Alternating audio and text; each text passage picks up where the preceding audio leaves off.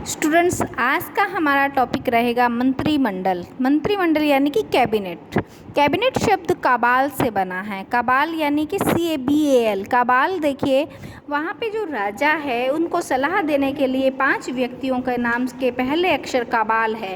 पहले अक्षर यानी कि पहले जो राजा हुआ करते थे उनके जो विशेष मंत्री थे उनके पहले अक्षर, जैसे एक किलफर्ड नाम का व्यक्ति था, एक आलिंगटन नाम का व्यक्ति था, बंकिंघम और एशले लैडरसन, ये सब व्यक्ति थे। इनके नाम के पहले अक्षर से मिलकर काबाल बना है और यही जो पुराने समय में सम्राट को सलाह देने के लिए काबाल नाम का एक संस्था थी वही आगे जाके कैबिनेट में परिवर्तित हो गई है। देखिए, काबाल जो है वह कैबिनेट में कैसे आई। क्यूरिया रोजिस एक शब्द है, क्यूरिया रोजिस यानी कि वहाँ पे एक छोटे समूह को क्यूरिया रोजिस कहा जाता था, लेकिन धीरे धीरे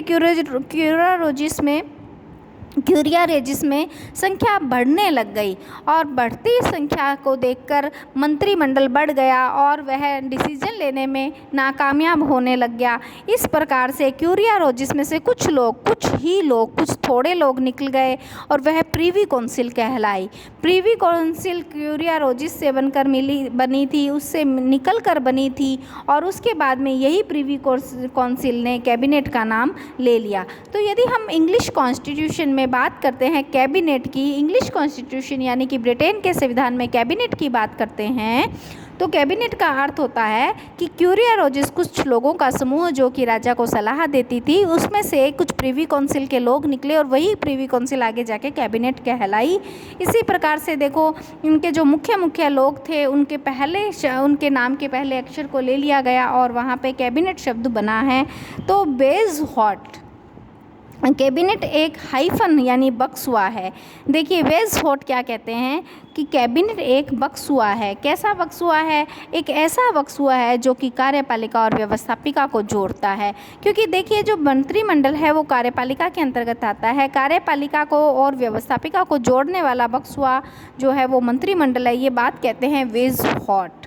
इसके बाद में लावेल ने इनके बारे में कहा है, कहते कि जो पूरी की पूरी राजनीतिक महराब है उसकी आधारशिला यदि बात करते हैं तो वो कैबिनेट ही होती है। रैमसे म्योर ने कैबिनेट के बारे में कहा है कि पूरा का पूरा राज्य रूपी जहाज का यदि कोई परिचालक है तो वह कैबिनेट है। रैमसे म्योर कैबिनेट के बारे में बहुत अच्छी बात बताता है कि ब्रिटेन के राज्य रूपी जहाज का परिचालक कैबिनेट ही होता है। रैमसे म्योर संसदीय शासन व्यवस्था में मंत्रिमंडल की तानाशाही को स्वीकार करता है। वो ये मानता है कि जो संसदीय शासन व्यवस्था है उसमें 2 प्रकार की कार्यपालिका होती है, एक वास्तविक, एक नाम मात्र की।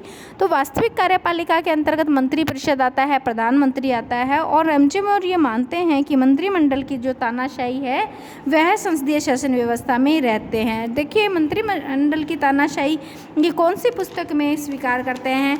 रैमसे म्योर की पुस्तक है हाउ ब्रिटेन इज़ गवर्न। तब ये बताते हैं, रैमसे म्योर बताते हैं कि जो ब्रिटेन है इसके अंदर मंत्री परिषद की बहुत अधिक तानाशाही रहती है।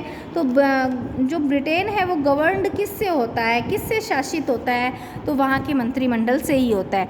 अब तुम्हें ध्यान रखना है कि मंत्रिमंडल के पद कौन से हैं। ये देखिए, प्रधानमंत्री, मंत्रिमंडल में एक होता है प्रधानमंत्री।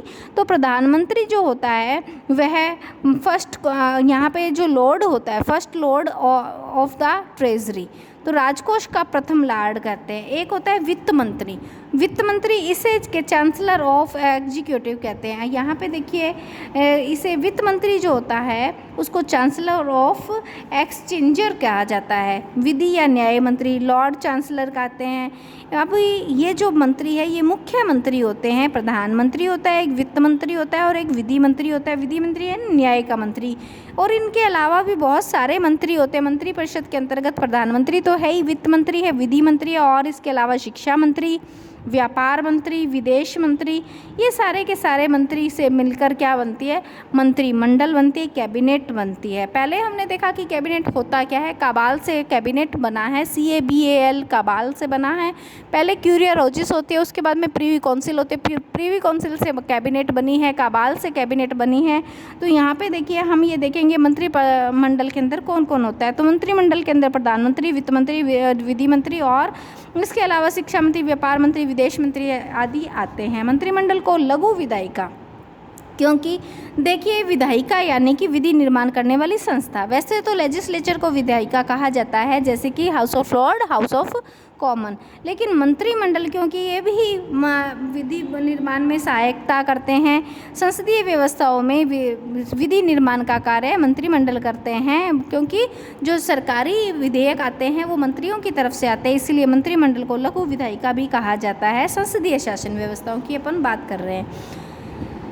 लेकिन देखिए, कुछ मंत्रिमंडल से शब्द जुड़े हुए शब्द हैं। जब से तुम्हारे 2 नंबर के छोटे प्रश्न आने लग गए हैं, तब से ये प्रश्न भी महत्वपूर्ण हो गए हैं। क्या प्रश्न हो गए कि ब्रिटेन में छाया मंत्रिमंडल का क्या अर्थ होता है। छाया मंत्रिमंडल का अर्थ ये होता है कि महामहिम का विपक्ष। छाया मंत्रिमंडल जो कि सत्तारूढ़ दल है, उस सत्तारूढ़ दल को नियंत्रण करने का कार्य जो करते हैं वो छाया मंत्रिमंडल करते हैं।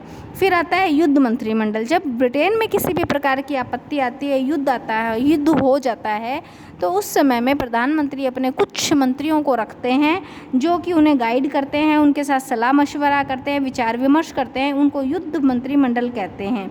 गठबंधन मंत्रिमंडल या संयुक्त मंत्रिमंडल, देखिए ये कोर कैबिनेट, ये एक प्रकार से जो यहाँ पे ब्रिटेन है, ब्रिटेन में मंत्रिमंडल है, ये विभिन्न प्रकार से किचन कैबिनेट है। जैसे पूरी की पूरी कैबिनेट के अंदर, पूरी कैबिनेट में से कुछ 4 या 5 जो मंत्री होते हैं वो प्रधानमंत्री के साथ में रहते हैं, उसे किचन कैबिनेट या इनर कैबिनेट कहते हैं।